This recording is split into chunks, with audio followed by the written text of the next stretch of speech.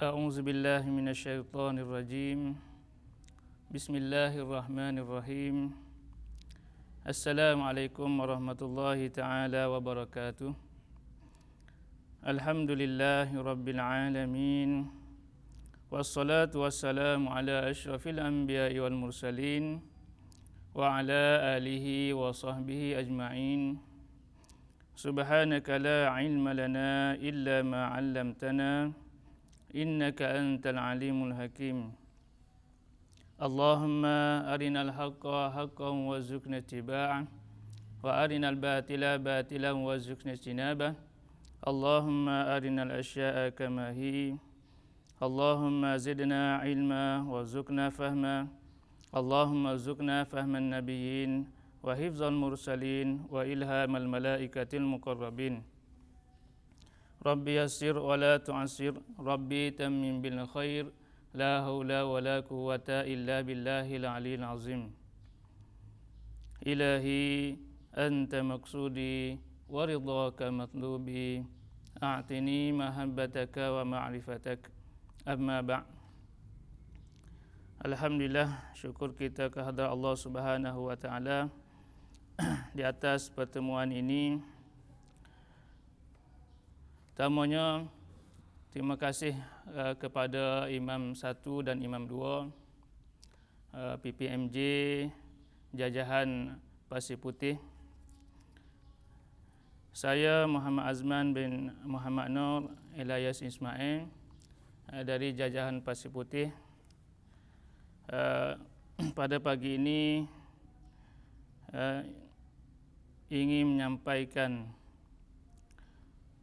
tazkirah berpandukan kepada kitab Al-Yawaqid wal Jawahir fi Uqubati Ahlil Kabair, yakni pada menyatakan seksa segala orang yang berbuat dosa yang besar, daripada kesusahannya, kesakitan pada hari kiamat dan lainnya.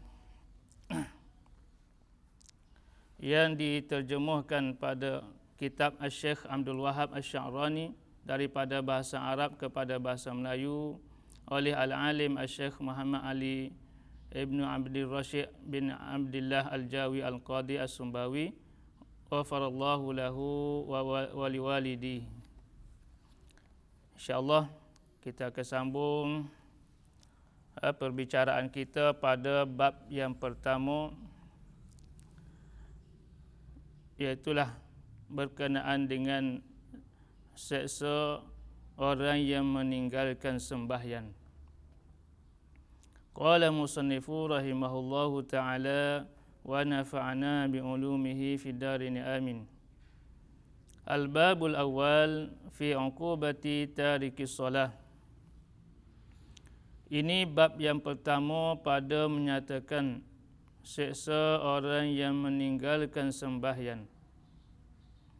Firman Allah Ta'ala di dalam Quran, Faqimus shalah inna salata kanat 'alal mu'minina kitaban mawquta. Yakni dirikanlah oleh kamu akan sembahyang, bahawasanya sembahyang itu adalah ia atas segala orang yang beriman, yang difardukan berwaktu atas mereka itu. Surah An-Nisa ayat 103. Di dalam ayat ini Allah Subhanahu wa taala berfirman, maksudnya dirikanlah oleh kamu akan sembahyang yang difardukan oleh Allah Ta'ala berwaktu. Di awal ayat ini, sambungan kepada ayat ini, Allah Ta'ala sebut, فَإِذَا قَضَيْتُمُ الصَّلَاةَ فَاذْكُرُوا اللَّهَ قِيَامًا وَقُعُودًا وَعَلَى جُنُوبِكُمْ فَإِذَا اطْمَأْنَنْتُمْ فَأَقِيمُوا الصَّلَاةَ إِنَّ الصَّلَاةَ كَانَتْ عَلَى الْمُؤْمِنِينَ كِتَابًا مَوْقُوتًا. Sebelum Allah Subhanahu wa taala menyebut dirikanlah oleh kamu sembahyang di akhir ayat 103 surah An-Nisa ini, dirikanlah oleh kamu sembahyang dengan sempurna. Allah Ta'ala sebut bila mana kamu selesai sembahyang yang pertama solatul khauf, maka ingatlah Allah dalam keadaan berdiri, duduk dan berbaring sekalipun. Di sini nak menunjukkan bahawa sembahyang ini wajib dilakukan oleh setiap Muslim walau apa keadaan sekalipun. Bahkan di dalam ayat ini Allah Subhanahu wa taala menegaskan dalam peperangan sekalipun tidak gugur kewajipan sembahyang ini di atas seseorang Muslim. Lalu wajiblah atas seseorang Muslim itu mengerjakan sembahyang di dalam waktu-waktunya yang telah ditentukan oleh Allah Subhanahu wa taala. Sebagai contoh, semaya subuh hendak dah dilakukan bila mana terbit fajar sehinggalah habis waktunya sebelum naik matahari. Begitu juga sembahyang zuhur hendaklah dikerjakan pada ketika masuknya waktu zuhur, iaitulah ketika gelincirnya matahari ke barat. Maka tidak boleh seseorang Muslim itu mengerjakan sembahyang di luar daripada waktunya. Sembahyang yang dikerjakan, yang difardukan oleh Allah Subhanahu wa taala berwaktu ini adalah sebanyak 5 waktu. Waktu subuhnya, zuhurnya, asarnya, maghribnya dan isya'. Juga dibolehkan bagi orang yang bermusafir dan juga orang yang sakit mengerjakan sembahyang ini dalam 3 waktu. Sembahyang subuh, sembahyang zuhur dan juga asar, yakni dijamukkan zuhur dan asar, juga sembahyang maghrib dan isya' dalam keadaan jamuk. Dan tak ada sesekali alasan yang boleh menyebabkan seseorang Muslim itu daripada meninggalkan sembahyang. Hatta sekalipun dalam keadaan sakit terletak tak boleh bangun sekalipun, selagi mana akal fikirannya berfungsi, selagi mana ingatannya masih ada, maka kewajipan sembahyang tadi tidak sama sekali gugur. Wajib ke atas dia mengerjakan sembahyang juga sebagaimana difardukan oleh Allah Subhanahu wa taala. Dan lagi firman Allah Taala di dalam Quran, A'udzubillahi minasyaitonir rajim, fa khalafa min ba'dihim khalfun adaa'us shalah wattaba'us syahawati fasawfa yalqawna ghayya illa man taba. Surah Maryam ayat 59 hingga 60. Yakni maka telah mengganti-ganti kemudian daripada mereka itu oleh yang mengganti, yakni anbiya awal-awal yang mengganti umat mereka itu telah meninggalkan mereka itu akan sembahyang dan mengikut mereka itu akan syahwatnya, yakni meninggalkan sembahyang. Maka lalu dimasukkan ke dalam neraka melainkan orang yang bertaubat pada meninggalkan sembahyang. Ayat ini Allah Subhanahu wa taala menjelaskan generasi selepas pada ayat yang menerangkan tentang keadaan dan juga perbuatan mereka ahli syurga yang menunaikan segala perintah Allah Subhanahu wa taala dan juga meninggalkan segala larangan Allah Subhanahu wa taala. Allah taala sebut dalam surah Maryam ini generasi muncul selepas generasi yang baik dikatakan ahli syurga, muncul generasi yang memudah-mudahkan, meringan-ringankan sembahyang, sama ada dengan mengerjakan sembahyang di akhir waktu, mentakhirkan sembahyang sehingga masuk waktu yang lain. Juga munculnya generasi-generasi yang mempermudahkan sembahyang dengan meninggalkan terus sembahyang 5 waktu yang difardukan oleh Allah Subhanahu wa taala.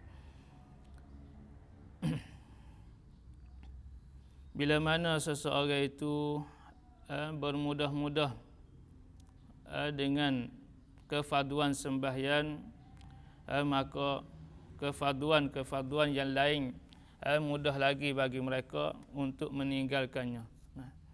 Semaya ni wak mudah-mudah mengerjakan di akhir waktu sehingga masuk waktu yang lain, juga meninggalkan terus sembahyang, maka kefarduan yang lain seperti puasa, zakat dan semua sekali lagilah mudah bagi mereka yang meninggalkan sembahyang ini untuk meninggalkan kefarduan yang lain. Lalu kata Allah Subhanahu wa taala, mereka yang meninggalkan sembahyang ini yang menurut syahwatnya dimasukkan ke dalam neraka. Di dalam ayat ini Allah Subhanahu wa taala sebut fasawfa yalqauna ghayya. Ada ulama tafsir yang menafsirkan ghayya di sini dengan maksud kesesatan, dan juga di sini musannif mentafsirkan ghayyan dengan maksud neraka.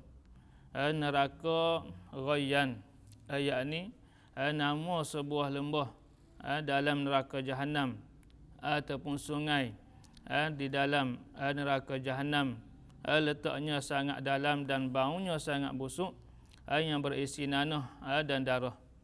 Itu salah satu tempat yang Allah sediakan bagi mereka yang meninggalkan sembahyang, yakni satu lembah, satu sungai di dalam neraka Jahannam, yang mana letaknya sangat dalam dan baunya sangat busuk dan berisi darah dan juga nanah.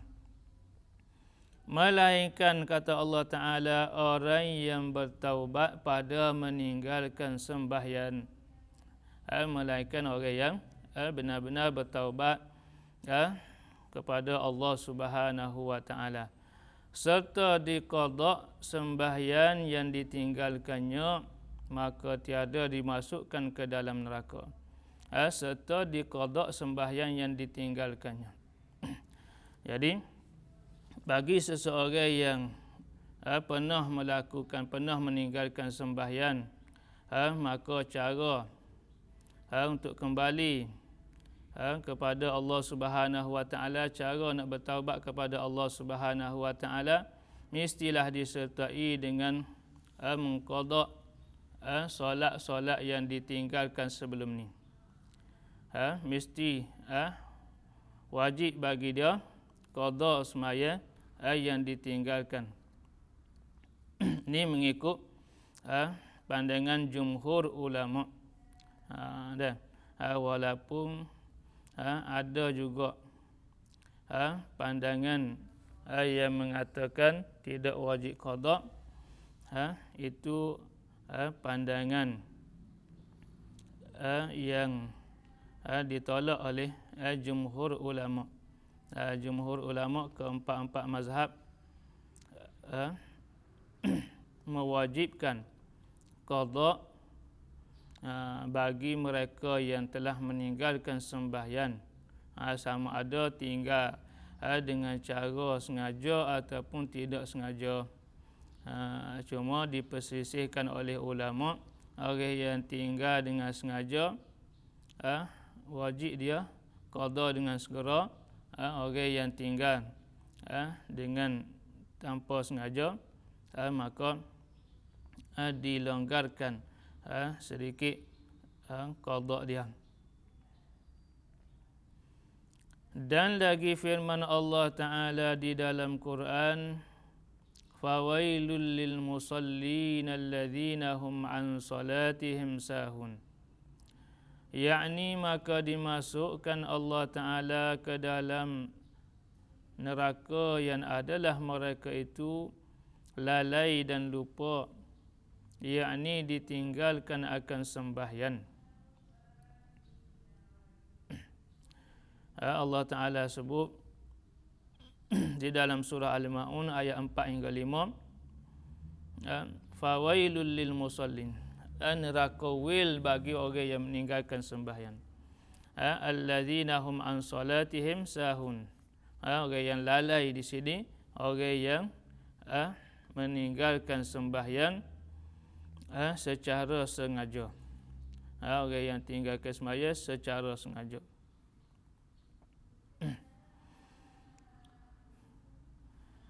Neraka wil ini disediakan oleh Allah Subhanahu wa Ta'ala bagi mereka yang meninggalkan sembahyang secara sengaja. Dikatakan oleh para ulama, telah berkata Ibnu Abbas radhiyallahu anhuma, dan ada pun yang dinamakan wil itu satu wadi, yakni tempat dalam antara dua gunung di dalam api neraka Jahannam. Minta tolong daripadanya kepada Allah Ta'ala api neraka Jahannam daripada panasnya. Dan wadi itu tempat kediaman orang yang mentakhirkan sembahyang daripada waktunya. Istimewa pula orang yang meninggalkan sembahyang selama-lamanya. Kata Ibnu Abbas radhiyallahu ta'ala anhuma, wil ini adalah satu wadi, satu tempat antara dua gunung di dalam api neraka Jahannam. Wil yang disediakan oleh Allah Subhanahu wa Ta'ala untuk mengazab, menyiksa orang yang meninggalkan sembahyang adalah satu lembah di antara dua gunung di dalam neraka Jahannam, yang mana kepanasan di dalam lembah tersebut menyebabkan neraka Jahannam sendiri tidak tertahan. Disebut oleh ulama sebanyak 400 kali sehari. 400 kali sehari neraka Jahannam minta tolong dengan Allah Subhanahu wa Ta'ala. Kerana apa? Kerana tidak tahannya dengan kepanasan wil ini, iaitulah lembah di antara dua gunung yang Allah Ta'ala sediakan bagi orang yang meninggalkan sembahyang 5 waktu. Betapa dahsyatnya siksaan azab yang Allah sediakan bagi orang yang meninggalkan sembahyang. Juga orang yang mentakhirkan sembahyangnya dengan sengaja, sehingga akan masuk waktu yang lain.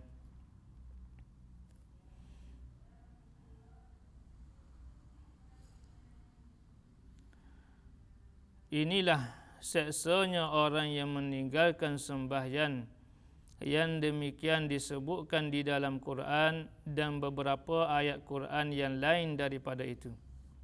Ini sebahagian daripada azab seksa yang Allah Ta'ala sediakan bagi orang yang mentakhirkan sembahyang daripada waktunya, dan juga orang yang meninggalkan sembahyang selama-lamanya. Lagi sabda Nabi sallallahu alaihi wasallam ma farraqu bainal muslim wal munafiq illa bitarkis shalah fa in tarakaha jahidan liwujubiha kana kafiran. Yakni tiada berbeza antara orang yang Islam dan antara orang yang munafik melainkan orang yang meninggalkan sembahyang. Maka apabila ditinggalkan dia padahal ingkar ia bagi wajibnya, maka adalah ia kafir dengan nyata. Kerana munafik itu pada zahirnya Islam dan batinnya kafir.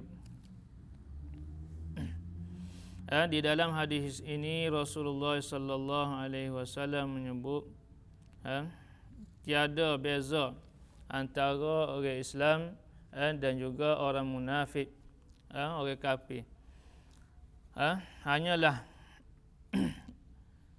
sembahyang yang didirikan menjadi perbezaan yang utama di antara seorang Muslim dan juga seorang kafir.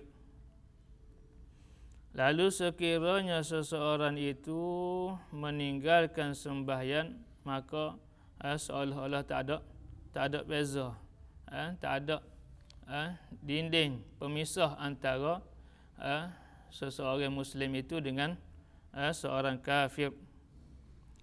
Dengan sebab itulah di dalam hadis ini Nabi sallallahu alaihi wasallam juga menyebut jika seseorang itu tinggal semaya dan juga mengingkarinya, maka dihukumkan dengan kafir, murtad ia. Jadi hukum bagi orang yang meninggalkan semaya ini terbahagi kepada dua. Sama ada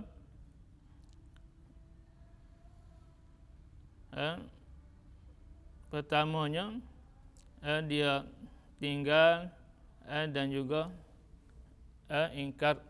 Yang kedua, tinggal kerana bermalas-malasan.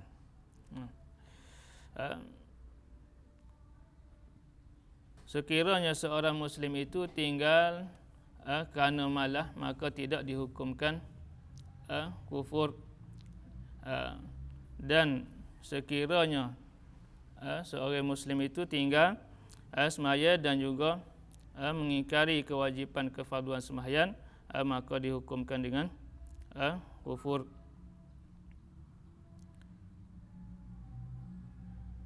Dan lagi satu riwayat daripada Rasulullah sallallahu alaihi wasallam bahawasanya barang siapa memudahkan dan meringankan akan sembahyang, diseksa akan dia oleh Allah Subhanahu wa taala dengan 15 seksanya. 6 seksanya di dalam dunia dan 3 seksanya pada waktu matinya dan 3 seksanya pada waktu di dalam kuburnya dan 3 seksanya waktu bertemu dengan Tuhannya pada hari kiamat. Maka sembah seorang sahabat, "Ya Rasulullah, apa jua suatu baginya seksa di dalam dunia ini?" Maka sabda Rasulullah sallallahu alaihi wasallam, yang pertamanya dihilangkan Allah Taala berkat umurnya, dan yang keduanya dihilangkan oleh Allah Taala rezekinya, dan yang ketiganya dihilangkan Allah Taala tanda sekalian orang yang soleh pada mukanya daripada cahayanya. Di dalam satu hadis Nabi sallallahu alaihi wasallam menyebut barang siapa memudahkan dan juga meringankan sembahyang, disiksa oleh Allah Subhanahu wa taala dengan 15 seksaan. 6 seksa di dalam dunia, 3 seksa pada waktu ketika matinya, 3 seksa pada waktu dalam kuburnya, dan 3 seksanya di waktu bertemu dengan Allah Subhanahu wa taala. Jadi bagi mereka yang meninggalkan sembahyang ini, bukan hanya diseksa, diazab oleh Allah Subhanahu wa taala di akhirat nanti, bahkan permulaan azabnya, diazabnya, diseksanya oleh Allah Subhanahu wa taala di atas dunia ini lagi. Bermula seksanya di atas dunia 6 seksa, sebagaimana yang disebut oleh Rasulullah sallallahu alaihi wasallam. Pertamanya dihilangkan oleh Allah Subhanahu wa taala keberkatan umurnya, dihilang keberkatan umurnya, walaupun pada zahirnya umurnya mencapai sehingga 60-80 tahun sekalipun, sepanjang kehidupan dia tiada keberkatan yang diberikan oleh Allah Subhanahu wa taala. Umurnya banyak digunakan pada jalan maksiat, umurnya banyak digunakan pada perkara yang sia-sia dan sebagainya. Dan yang keduanya, seksa di dunia dihilangkan oleh Allah Ta'ala rezekinya, dihilangkan oleh Allah Ta'ala rezekinya, yakni rezekinya tidak diberkati oleh Allah Subhanahu wa Ta'ala. Dapat pangkat yang tinggi pada zahirnya, tetapi tiada keberkatan di sisi Allah Subhanahu wa taala. Banyak hartanya sekalipun pada zahirnya, tetapi hakikat di sisi Allah Subhanahu wa taala tiada keberkatan pada hartanya. Digunakan hartanya pada jalan maksiat, pada jalan yang sia-sia, digunakan pangkatnya untuk menindas orang lain, digunakan untuk kepentingan peribadinya sendiri. Tiada keberkatan pada rezekinya, diangkat keberkatan pada rezekinya oleh Allah Subhanahu wa taala. Dan yang ketiganya, siksaan yang disediakan oleh Allah Taala di atas dunia ini dihilangkan oleh Allah Taala tanda sekalian orang yang soleh pada mukanya daripada cahayanya. Dilihat pada air mukanya tiada cahaya orang-orang yang soleh di pandangan manusia, lebih-lebih lagi di pandangan orang-orang yang soleh. Dan keempatnya, tiada baginya di dalam Islam, tiada baginya di dalam Islam tidak agamanya tidak terpelihara baginya, tiada baginya di dalam Islam agamanya tidak terpelihara. Sepanjang kehidupan dia, dia meninggalkan sembahyang, agama yang ada pada diri dia itu tidak terpelihara. Mudah mengerjakan perkara-perkara maksiat ke atas dirinya, seperti mana mudahnya mendedahkan aurat, mudahnya mengerjakan perbuatan-perbuatan yang dilarang oleh Allah Subhanahu wa taala. Tak ada padanya syiar-syiar agama pada dirinya. Dan yang kelimanya, segala amal yang diperbuatnya akan dia daripada segala kebajikan, tiada diberi pahala atasnya. Segala amal yang diperbuatnya akan dia daripada segala kebajikan, tiada diberi pahala atasnya. Kerana sembahyang lah yang utama, merupakan lesen kepada seseorang Muslim untuk mendapat pahala, mendapatkan ganjaran daripada Allah Subhanahu wa taala. Lesen yang pertama, lesen yang pertama tak lulus dah, macam mana lagi nak dapat benda-benda yang lain yang difardukan oleh Allah Subhanahu wa taala. Dan yang keenamnya, tiada diangkat baginya doanya ke langit, tiada diangkat doanya ke langit. Maka sembah seorang sahabat, ya Rasulullah, apa jua suatu daripadanya rupa seksa pada ketika matinya? Maka sabda Rasulullah sallallahu alaihi wasallam, yang pertama adalah pada mati ia di dalam kehinaan, dan keduanya mati padahal ia di dalam lapar, dan ketiga maka mati padahal ia di dalam dahaga. Dan jikalau diminumkan sekalian air di dalam dunia ini, nescaya tiada puas dahaganya. Maka sembah seorang sahabat, "Ya Rasulullah sallallahu alaihi wasallam, apa jua suatu seksa di dalam kuburnya?"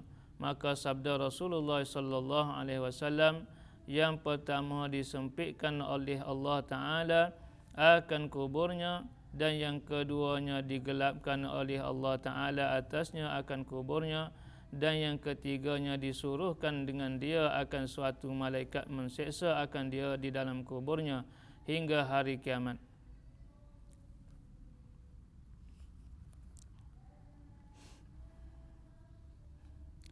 Jadi sekadar itu sahaja untuk pertemuan kita pada kali ini. InsyaAllah kita sambung perbicaraan kita pada kata siksaan pada ketika matinya. Wallahu subhanahu wa ta'ala alam. Subhanallah wa bihamdihi, subhanakallahumma wa bihamdika, asyhadu an la ilaha illa anta, astaghfiruka wa atubu ilaik. Wassalamualaikum warahmatullahi ta'ala wabarakatuh. A'udzubillahi minasyaitonirrajim. Bismillahirrahmanirrahim. Alhamdulillahi rabbil alamin. Wassalatu wassalamu ala asyrafil anbiya'i wal mursalin wa ala alihi wa sahbihi ajma'in. Allahumma syrah bil Qur'anil azim sudurana wa yassir bihi umurana wa azim bihi ujurana wa hasim bihi akhlaqana wa nawwir bihi qulubana ya arhamar rahimin. Allahumma inna na'udzubika min ilmin la yanfa', min qalbin la yakhsha', min nafsin la tashba', wa min da'watin yustajabu laha. Rabbana atina fid dunya hasanah wa fil akhirati hasanah wa qina azaban nar, wa qina azaban nar, wa qina azaban nar. Wa sallallahu ala sayyidina Muhammad wa ala alihi wa sahbihi wa baraka wa sallam. Walhamdulillahi rabbil alamin. Amin ya rabbal alamin.